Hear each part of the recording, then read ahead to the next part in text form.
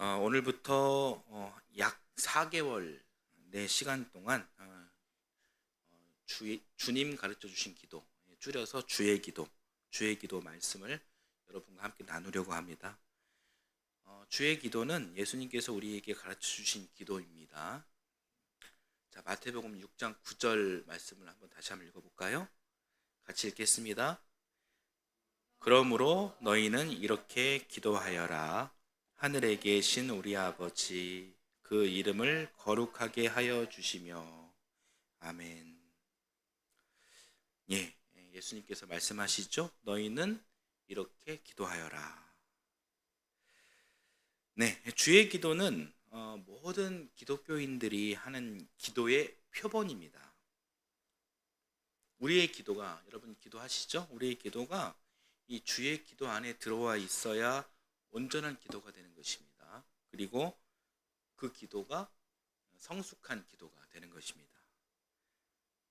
기도가 과연 무엇인지, 어떻게 기도해야 하는 것인지 잘 모르겠다라고 생각하시는 분들은 여러분 이번 시리즈를 기대해 주시고 이 시리즈를 통해 한층 성숙된 신앙인으로 서시기를 기원합니다.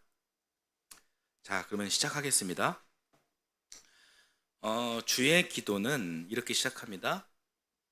하늘에 계신 우리 아버지, 하늘에 계신 우리 아버지. 하나님께서 어디에 계십니까? 하늘에 계십니다. 영어로 주기도는 이렇게 시작합니다. Our Father in Heaven, 이렇게 시작합니다. 영어는 Our Father, 우리 아버지가 먼저 나오죠. 영어와 한글 번역의 시작이 다릅니다.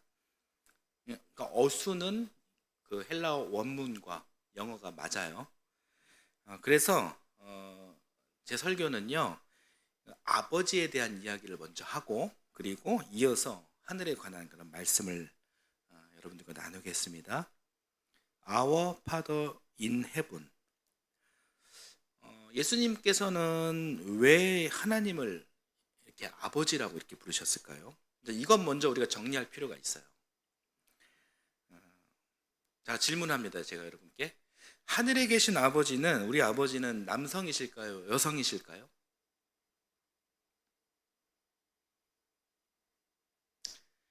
자, 인간이 쓴 인류의 역사, 영어로 히스토리라고 하죠. 히스토리, 그의 역사, 히스토리. 남성 우월주의의 역사처럼 예수님도 남성 우월주의와 같은 맥락으로, 그런 맥락으로 아버지라는 그런 호칭을 사용한 것일까요?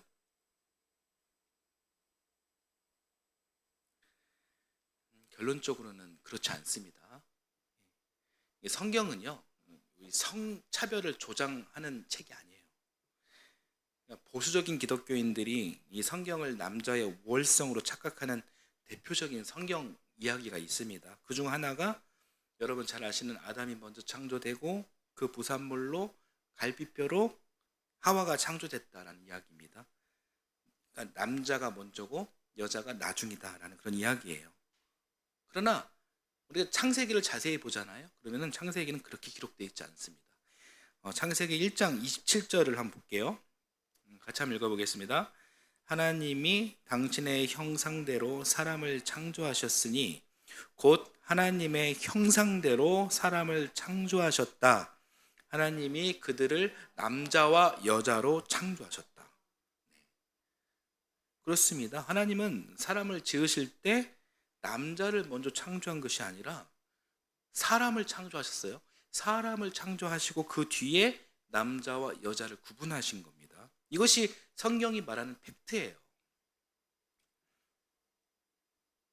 그리고 그 창세기 2장 20절을 보면요, 여자를 이렇게 표현하죠. 돕는 배필이라는 이야기가 나옵니다.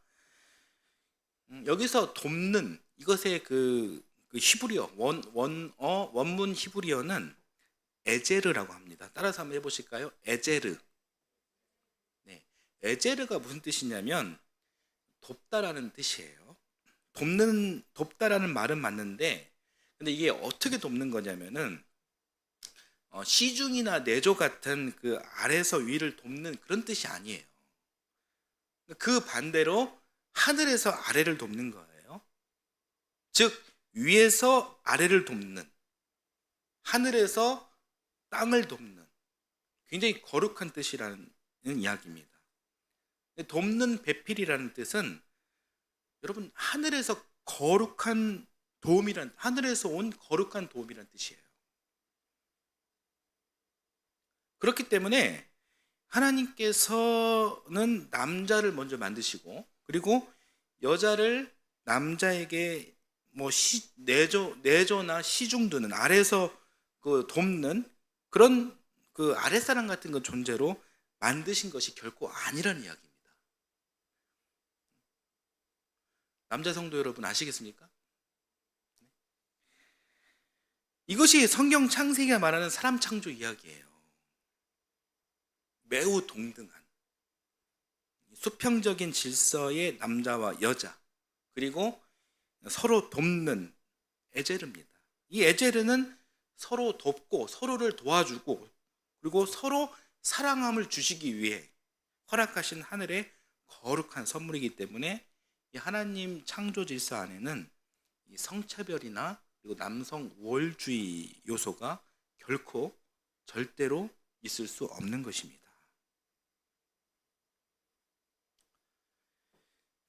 이것이 하나님의 뜻이에요. 하나님 원리예요. 하나님의 뜻은 이러한데 왜 근데 예수님 굳이 하나님을 아버지, 우리 아버지 이렇게 호칭하셨을까요? 이것 때문에 참 많은 그런 혼란과 혼선이 있는 것이 사실입니다. 그러나 예수님의 우리 진짜 의도를 한번 우리가 생각해 보겠습니다. 관계라는 개념을 통해 한번 생각해 보려고 합니다. 창조주 하나님과 피조물 사람의 관계, 이 관계는 어떤 관계일까요? 결론적으로 매우 특별한 관계입니다. 이 특별한 관계에 대해서 참 우리의 이성으로, 우리의 언어로 이 설명해 낸다는 것이 참 어려워요.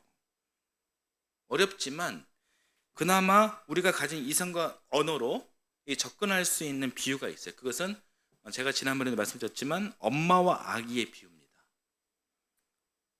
여러분의 아이들이 갓난 아기였을 때를 한번 떠올려 봐보세요. 우리 아기를 아직 낳아본 경험이 없는 분들은 그냥 제 설명에 그냥 따라와 주면 됩니다. 누구로 예를 들까 고민하다가 우리 동현이를 예를 들기로 했습니다. 이 동현이와 우리 엄마 박준 성도를 예로 한번 들어볼게요. 지금 우리 동현이가 많이 컸지만 막 태어난 때, 그 젖먹이 때, 그때를 한번 생각해 보세요. 동현이가 엄마를 떠나서 단 하루를 살 수 있을까요? 하루가 아니라 뭐 1시간도 못 살죠. 지금은 우리 동현이 학교도 가고 씩씩하게 잘 지내지만 젖먹이 때는 그럴 수 없습니다. 동현이는 엄마의 도움 없이 절대로 살아갈 수 없는 그런 한계성을 갖고 있죠. 그것이 아기 동현이의 한계예요. 아기 동현이 입장에서는 그럴 수밖에 없습니다. 그렇고요. 그 엄마 박지훈 성도님은 어떨까요? 엄마를 절대적으로 의존하는 아기 동현이의 최측근으로 살아가면서 어떠셨습니까? 멀뚱멀뚱 엄마를 절대 의존하는 우리 동현이 그 눈망울로 보면서 어떠셨습니까? 지긋지긋하셨습니까?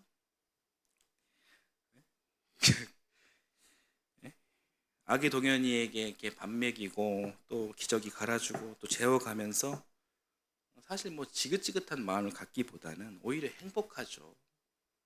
동현이를 보면서 생명의 소중함을 생각하기도 하고, 정말 이렇게 몸은 피곤하지만 천근만근이지만 세상을 다 가진 그런 기쁨을 아마 우리 박지훈 성도 엄마는 누렸을 것입니다.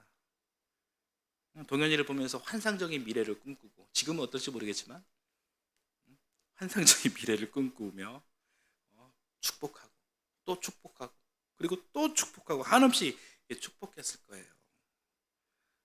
동현이도 그런 엄마를 절대적으로 의존할 수밖에 없었습니다. 이 관계가 동현이와 엄마 박준 성도의 관계예요. 이 관계의 특징은 이 두 사람의 관계가 절대적으로 포기될 수 없는 사랑의 관계로 유착되었다는 것입니다. 이 관계를 다른 말로 표현하자면 아주 친근하고 친밀한 그런 관계입니다.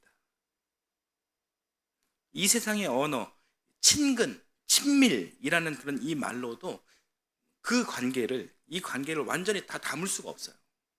없지만 우리의 지성으로, 우리 이성으로 그런 언어를 한번 써보는 거예요. 동현이와 엄마 박준 성도는 관계는 아주 친근하고 친밀합니다. 맞나요? 네. 이 관계에서 동현이는 어느 정도 성장하고, 그리고 박준 성도님을 이제 엄마라고 부릅니다. 동현이가 엄마라고 이렇게 처음 부른 그날을 한번 기억해 보십시오. 여러분도 여러분의 자녀가 처음으로 엄마, 아빠 이렇게 부른 그날을 한번 기억해 보십시오.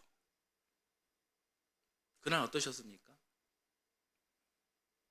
저는 저 설교 준비하면서 그날을 제가 기억했는데 너무 감격적이었어요. 말로 형용할 수 없는 그런 감격이 밀려왔습니다. 그래, 내가 너의 아빠다.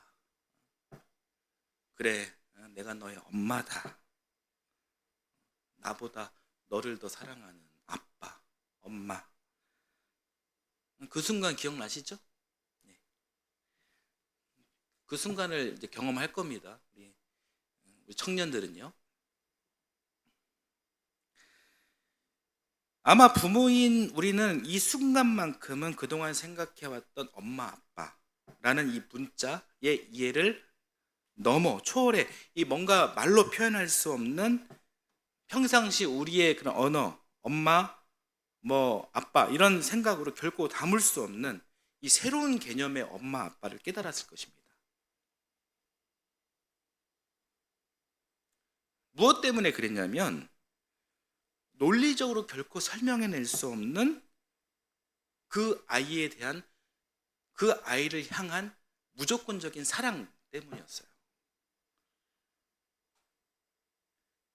여러분 자녀들과 절대적으로 포기될 수 없는 사랑의 관계 때문이었을 것입니다.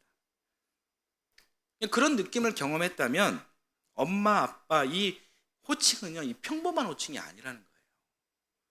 이 세상의 물리를 뛰어넘는 위대한, 아주 특별한 언어이자 호칭이 바로 엄마, 아빠라는 거예요. 그런 이유로 이 세상에 존재하는 단어 중 가장 친근한, 가장 친밀한 단어가 저는 엄마다, 아빠다 이렇게 생각을 합니다. 저는 그렇게 생각합니다. 하나님 사랑의 아가페의 실체를 우리가 우리의 언어로 한번 생각해보고 가늠할 수 있는 어떤 기준이 있다면 그것은 자식을 향한 엄마, 아빠의 사랑이다. 저는 그렇게 생각합니다. 그러니까 엄마, 아빠라는 이 단어는 다른 어떤 언어보다 하나님의 아가페와 가장 가깝다, 가장 가까울 수 있다, 그렇게 또 생각을 하게 됩니다. 하늘에 계신 우리 아버지. 그래서 우리 예수님은 하나님에 대한 호칭을 아버지라고 한 것입니다. 아버지보다 더 위대하고 친근한 호칭은 없습니다. 여러분 저를 한번 따라서 해보실까요? 하늘에 계신 우리 아버지.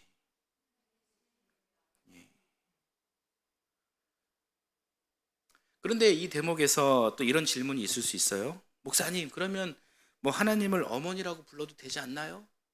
그런 생각할 수 있죠? 여러분 어떻게 생각하십니까? 불러도 됩니까? 아니면은 부르면 안 됩니까? 불러도 됩니다. 예수님께서 호칭한 하늘에 계신 우리 아버지에서 아버지는요, 이 생물학적인 아버지를 그런 부른 것이 아니에요. 이 세상에서 가장 친근한 호칭을 부른 것 그 이상 그 이하도 아닙니다. 따라서 하나님 어머니, 이 어머니라는 언어가 자기 생각에 세상에서 제일 친근한 언어다 그러면은 그렇게 불러도 전혀 문제가 되지 않습니다. 오히려 저는 의식적으로 그런 호칭을 자꾸 불러도 괜찮다라고 생각을 합니다. 많은 그런 사람들이요, 우리 하나님을 이 남성의 존재로 오해하고 있는 경우가 많거든요. 기독교를 이 남성 중심의 그런 교회로 오해하고 왜곡하는 경우가 많아요. 교회마다 가면 대부분 그런 중직자, 장로들 이게 보면은 다 남자들입니다. 되게 많아요. 목사들의 그 비율도 남성이 거의 절대적입니다. 예장 합동 같은 경우에는 아직까지도 여성에게 목사 안수를 주지 않고 있습니다. 메이저 기독교 방송인 극동방송 아시죠? 극동방송은 여성 목사의 설교를 아직도 송출하지 않아요. 의도적으로 송출하지 않습니다. 이렇게 성차별을 대놓고 강행하는 그런 곳이 한국교회예요. 정말 이 씁쓸하고 안타까운 일이지만 이것은 글쎄요, 뭐 제가 뭐 잘못 아는 건지 뭐 그분들이 잘못 아는 건지 혼란스럽지만 제 입장에서 생각해 보면 그분들 정말 잘못하는 것입니다. 이 성차별을 조장하는 이런 창조자 하나님을 완전히 왜곡하는 것입니다. 제가 뭐 정말 설교 준비를 하기 위해서도 뭐 성경 공부를 하죠. 성경 공부를 하고 또 신앙으로 이렇게 고백을 하다 보면요, 제가 고백하는 주님은 어떤 주님이시냐면 모든 사람이 따뜻한 햇볕을 다 누릴 수 있듯이 모든 사람이 이 시원한 이 하늘의 단비를 맞을 수 있듯이 누구에게나 이 사랑의 분량이 똑같은 공평하신 만민의 주님이 우리 하나님이십니다. 여하튼 저는 그 무언가의 경종을 울리기 위해 때로는 하나님을 어머니 이렇게 고백하는 것도 나쁘지 않다라고 생각을 합니다.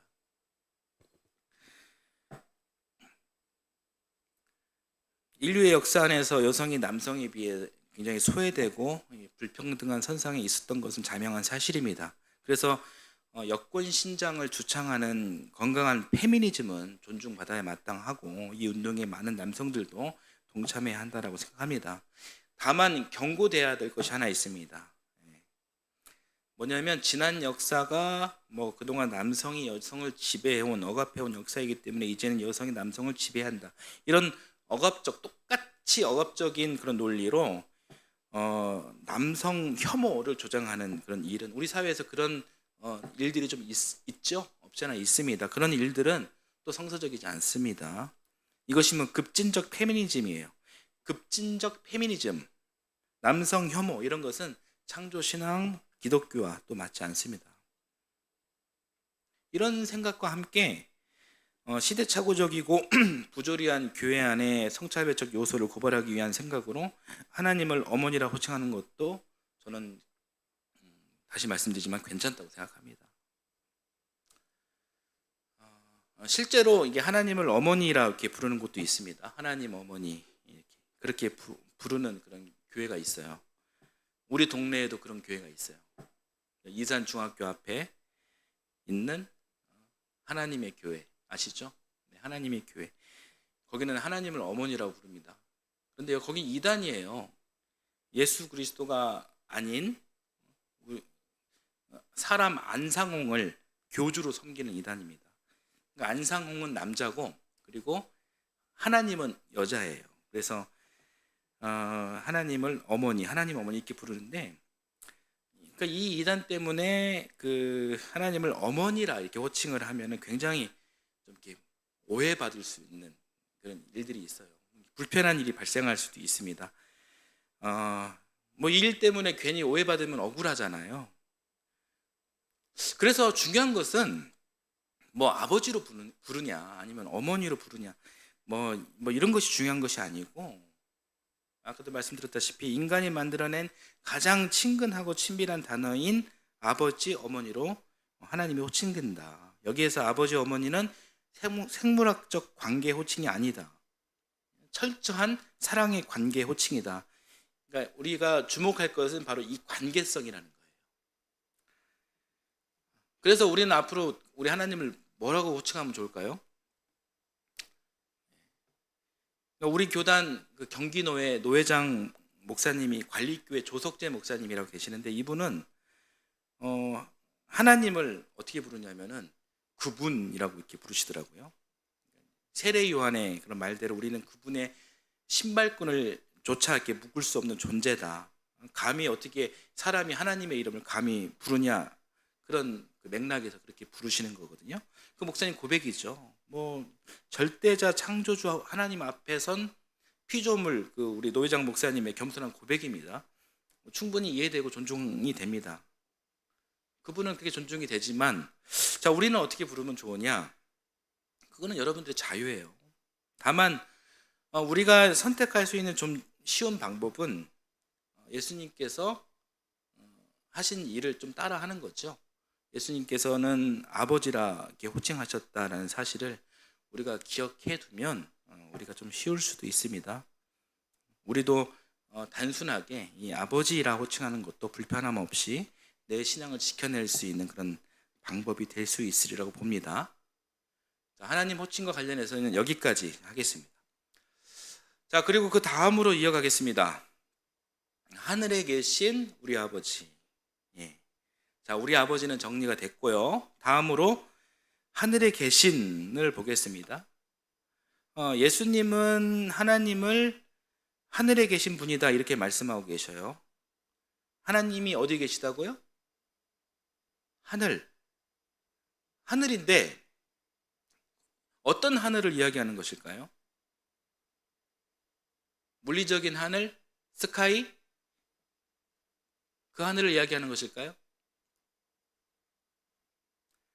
구약 시대 때는요, 정말 그런 물리적인 하늘을 생각했던 것 같아요. 스카이. 그래서 이 사람들이 한 일이란 바벨탑을 쌓았던 일입니다. 저 높이 계신 위에 계신 그런 하나님을 생각했으니까 이 사람들이 내가 하나님을 만나러 가야겠다. 그리고 하나님보다 내가 더 높아져야겠다. 그렇게 쌓고 쌓아서 바벨탑을 쌓은 거죠. 그런데 인류가 발달했습니다. 과학이 발달했습니다. 과학이 발달하면서 그런 하늘이 없다라는 것이 증명이 됐죠. 구약시대 사람들은 하늘을 향해 올라가면요, 그 하늘에 천정이 있고 천정 밑에 해와 달과 별이 있고 그리고 그 안에 하나님이 앉아 계시다 이렇게 생각을 했었습니다. 그런데 과학이 그런 하늘은 없다 이렇게 증명을 다 해냈죠. 혹시 아직까지도 그런 하늘을 믿고 있는 분 계십니까? 없죠? 예, 다행이네요. 그런 하늘은 없습니다. 그렇다면 하나님은 어디에 계실까요? 이 질문은 끊임없는 근본적 신학적 질문이 되어져 왔어요. 그동안 역사 속에서. 기독교 역사 속에서 신학적인 수많은 그런 질문이 있었고 그래서 수많은 답변이 있었습니다. 뭐 그 이야기를 이 시간에 다 할 수 없고요. 거기에 대한 대답 중 우리 신앙과 가장 어울릴 수 있는 신학적 이론 하나를 제가 소개를 하겠습니다. 저를 한번 따라서 해보실까요? 범죄신론. 네, 신학교에서 배우는 겁니다. 범죄신론. 자, 이 이론이 무엇인지 같이 한번 읽어볼게요. 자, 읽어보겠습니다. 하나님은 3차원적인 사람의 모습이 아닙니다. 하나님은 영이십니다. 그 영이 온 우주에 충만합니다. 그 영은 이 세상 우주보다 크신 존재이고 그 하나님이 천지를 창조하셨습니다. 여러분, 이 범죄신론이 좀 어떻습니까? 내용이? 여러분의 신앙과 궤를 같이 한다고 보십니까? 범죄신론? 하나님이 어떤 분이시냐? 하나님에 대한 그 신학적 표현이에요. 범죄신론. 그러니까 누가 만약에 여러분 범죄신론 한번 계속 띄워봐 주시겠어요? 누가 여러분에게 당신은 어떤 신을 믿으십니까? 이렇게 물어보면은 여러분 이렇게 대답하시면 돼요. 나는 범죄신론을 믿습니다. 이렇게 말씀하시면은 뭐 신학적으로 여러분 틀리지 않고요. 그리고 굉장히 유식해 보이지 않습니까? 네. 자, 이다은 우리 전사님 어떤 신을 믿으십니까? 네. 굉장히 유식해 보이잖아요. 네. 범죄신론. 예. 내가 믿는 신을 아주 짧지만 아주 핵심적으로 그렇게 멋있게 요약한 내용입니다. 내가 믿는 하나님은 이 세상보다, 이 우주보다 더 크신 분이다라는 뜻이에요. 그렇게 하나님에 대한 이해가 새롭게 정립이 된 겁니다. 그러니까 물리적인 그런 그 하늘이 아니라 이 하나님에 대한 개념이 온 우주를 창조하신 그런 하나님으로 그렇게 정리가 된 거예요. 이해하시겠죠? 자, 그런데 이렇게 이제 그 역사가 흘러가면서 과학이 발달하면서 이런 하나님으로 재정립이 됐는데, 그런데 예수님께서는 오늘 주의 기도를 보니까 다시 하나님을 이 하늘로 올리고 계시는 거예요. 하늘에 계신 우리 아버지 이렇게 올리고 계십니다. 시대착오적인 예수님이신가요? 아닙니다. 예수님께서 말씀하신 그 하늘은 그러니까 물리적인 하늘과 차원이 다른 개념이에요. 제가 좋아하는 신학자 중에서 칼 바르트라는 분이 계십니다. 저뿐만 아니라 그 신학을 하신 분이라면 대부분 이분 영향 아래에 있어요. 우리 교단인 한국기독교 장로회도 이분 영향 아래에 세워졌습니다. 그리고 오늘 건강한 교회 교인들 대부분 이분의 영향을 알게 모르게 다 받고 있습니다. 제가 지금 설교하는 이 내용도 이분의 영향 아래에 있는 거고요. 때문에 여러분들도 지금 이 설교를 듣는 여러분도 지금 이 칼 바르트의 영향을 받고 있어요. 이분이 누구라고요? 칼 바르트. 여러분이 건강한 신앙생활을 하려면 저는 그렇게 생각해요. 어느 정도 신학도 알아야 되고, 이게 방금 제가 말씀드린 것처럼 대표적인 신학자들도 좀 알아야 하고요. 그리고 기독교 역사도 알아야 합니다. 지금 여러분들이 조금 어려울 수도 있지만, 딱딱할 수도 있지만 오늘 지금 그런 이야기를 하고 있는 거예요. 그래서 오늘 범죄신론도 여러분 배웠고, 그리고 이제 기독교의 역사도 제가 지금 잠깐 말씀드려보려고 합니다. 여러분 어려워하지 마시고 한번 편하게 한번 들어보세요. 지금으로부터 약 500년 전에 루터와 칼빈을 통해 가지고 종교개혁이 일어났죠. 왜 일어나냐면 가톨릭의 교황이 신이 되었습니다. 그래서 면죄부를 막 돈으로 이렇게 사고 팔았습니다. 이 가톨릭이 부패한 거죠. 그래서 이 루터와 칼빈이라는 이 종교개혁자들이 이 가톨릭을 비판하면서 이 종교개혁을 일으킨 겁니다. 그러니까 종교개혁의 모토는 뭐였냐면 오직 믿음으로였습니다. 따라서 해보실까요? 오직 믿음으로. 이것의 뜻은 하나님의 은혜는 오직 하나님으로부터. 그러니까 이것이 신학의 정통이다라는 거예요. 그래서 루터와 칼빈의 종교개혁의 신학이 만들어지는데 이것을 정통주의라고 이야기해요. 이때가 17세기예요. 그런데 18세기에 이르러서 이 정통주의에 반하는 신학이 만들어집니다. 그 신학을 자유주의 신학이라고 합니다. 그러니까 신학의 사조, 큰 흐름이 있다면 17세기는 정통주의, 그리고 18세기는 자유주의라는 거예요. 아시겠죠? 그런데 이 18세기 자유주의, 이때 이 18세기 종교가 아닌 이 사회를 이끌어간 이념이 있었는데 그것은 계몽주의였어요. 이 계몽주의의 특징은 사람의 이성, 논리, 체계 이런 학문이 발달한 것이죠. 그러니까 철학이 발달하고 그리고 과학이 발달한 것입니다. 한마디로 사람이 똑똑해진 거예요. 그러니까 이 계몽주의, 이 시대적 사조의 편성에 나타난 것이 이 자유주의 신학이었다는 거예요. 그러니까 자유주의 신학은 한마디로 이겁니다. 뭐냐면 하늘은 이 땅의 반영이다. 무슨 말인지 아시겠어요? 신학은 곧 인간학이다. 좀 어렵죠? 제가 좀 더 설명을 해드릴게요. 그러니까 자유주의 신학은 하나님을 자기 이성에 가둡니다. 자기 논리로, 자기 이성으로 하나님을 파헤칩니다. 논리적으로 설명이 안 되는 하나님은 그냥 웃기는 하나님, 조롱거리 하나님인 거예요. 그 안에 그 초월적인 영원하신 하나님이 존재할 수 있을까요?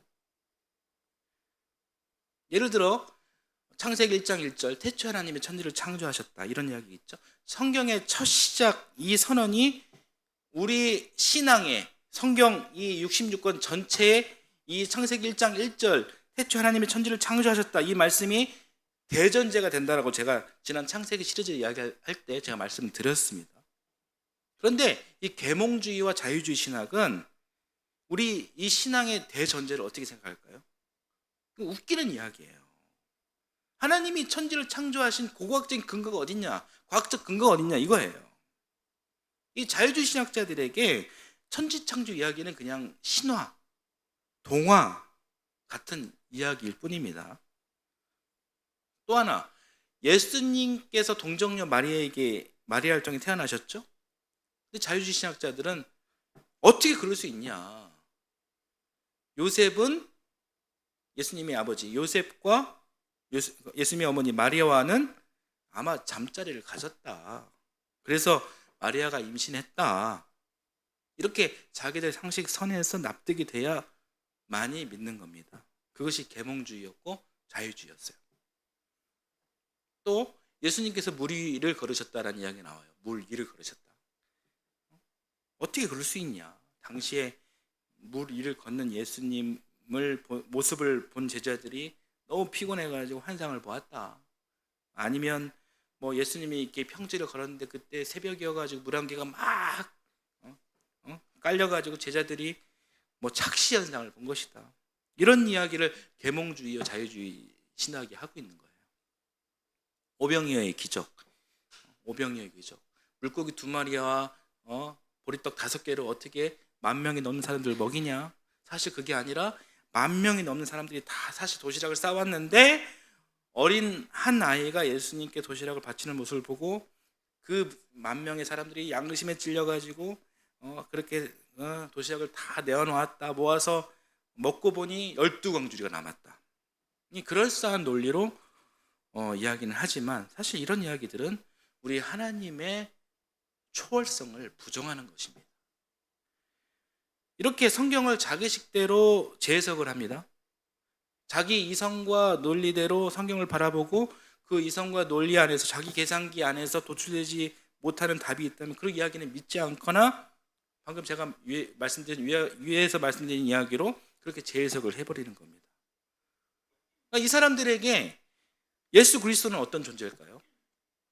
예수 그리스도는 도덕적이고 윤리적인 사람, 그냥 선생에 불과한 거예요. 성경책은 어떤 책일까요? 단순한 도덕책이고 성경책에 불과한 것이죠. 아니, 윤리책에 불과한 것이죠. 하나님께서 존재하는 이유는 뭐냐면 나의 편의를 위해 그냥 존재한다라는 그 이상 그 이하도 아니라는 거예요. 신비적이고 그리고 초월적인 그런 신학적, 신앙적 요소는 완전히 다 삭제하고 인간의 생각으로 가능한 합리적 요소만을 갖고 이 신앙을 재구성한 것입니다. 하나님은 어떤 분이십니까? 계몽주의 자유주의 신학자들은 이렇게 대답하는 것이죠. 우리 인간의 요구를 투영하는 피동적인 존재다. 이렇게 이야기하는 것입니다. 창조주 하나님을, 이 우주적인 하나님을 우물 안에 가두어 버리는 그런 우를 범하는 것이죠. 이때 아까 제가 말씀드렸던 칼바르트가 등장하는 거예요. 18세기 신정통주의 신학자인데 이 칼바르트가 뭐라고 얘기하냐면은 이건 아니다. 이것은 잘못됐다. 잘못돼도 한참 잘못됐다. 그래서 신학적 틀을 제시하고 이 자유주의 신학과의 전쟁을 선포합니다. 물론 이분 역시도 자유주의 신학 영향 아래에 있기는 했지만 이 근본적인 신학적 질문에는 이 자유주의 신학과 확연히 다른 그런 입장과 태도를 보여줬습니다. 이분의 대표적인 어록이 무엇이냐면은 한번 보여주시겠어요? 대표적인 어록이 하나님은 하늘에, 사람은 땅에. 이 한 문정이 신정통주의 칼바르트의 신학 사상을 대변합니다. 하나님은 하늘에, 사람은 땅에. 이게 보니까 우리 칼바르트도 하나님을 하늘로 올리셨네요. 예수님께서도 하늘에 계신 우리 아버지, 하나님을 하늘로 올리셨고, 이 칼바르트도 하나님은 하늘에, 사람은 땅에 이렇게 하나님을 하늘로 올렸습니다. 이것이 무슨 말일까요? 그러니까 고대 신과는 하늘의 개념을 무엇이라고 했죠? 스카이, 그냥 물리적인 하늘. 그러니까 우리 생각 속에 정의되어져 있는 그 하늘의 공간, 이 높은 곳을 이야기한다고 했죠. 그러나 이 칼바르트가 이야기하는 하늘은 그런 공간적 개념이 아니라 관계적인 개념입니다. 따라서 칼바르트가 제시하는 예수님 말씀, 하늘에 계신 우리 아버지, 여기에서 하늘이란 어떤 하늘일까요? 바로 공간적 개념이 아니라 바로 관계적 개념이라는 거예요. 하늘에 계신 우리 아버지의 하늘은 결론적으로 관계적 개념입니다. 하나님과 사람 관계의 특징은 하나님은 하나님이시고 사람은 사람이다. 하나님과 사람의 관계가 있습니다. 이 관계의 특징은 분명합니다. 뭐가 분명하냐면 하나님은 초월적이다. 하나님은 영원하시다. 그러나 사람은 유한하다. 이 영원과 유한은 절대 섞일 수 없다. 따라서 하나님은 하나님이시고 사람은 사람이다. 이 둘의 경계를 분명히 하는 것입니다. 저를 한번 따라서 해보실까요? 하나님은 하나님이시고 사람은 사람이다. 하늘에 계신 우리 아버지. 여러분, 오늘 이 한 문장 갖고 말씀을 나눴습니다. 여러분, 하늘에 계시는 하나님에 대한 느낌이 어떠십니까? 1번은 물리적인 하늘이고요. 그리고 2번은 유한한 나와 경계가 분명해지는 관계적 하늘입니다. 여러분, 1번입니까? 2번입니까?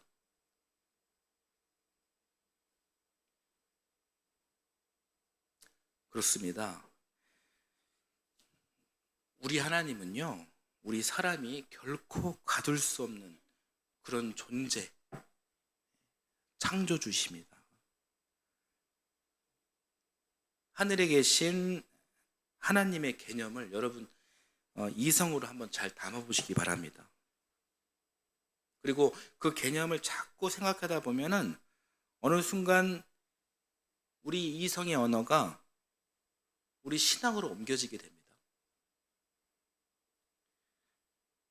그러면서 이 우주적인 우주의 창조주, 이 창조주 하나님을 우리가 발견하게 되는 거예요. 발견하게 되고 그리고 그 하나님의 은혜와 사랑을 우리가 체험하게 되고 체험한 여러분은 어떤 상황 속에서도 용기를 가질 수가 있는 거예요. 저는 여러분이 그 하나님을 만났으면 좋겠습니다. 우리의 이성이 신앙으로 연결될 때 우리의 믿음은 더 견고해집니다. 자, 오늘 하늘에 대한 말씀은 다음 주에 한 번 더 전하도록 하겠습니다. 오늘 말씀은 여기까지 나누겠습니다.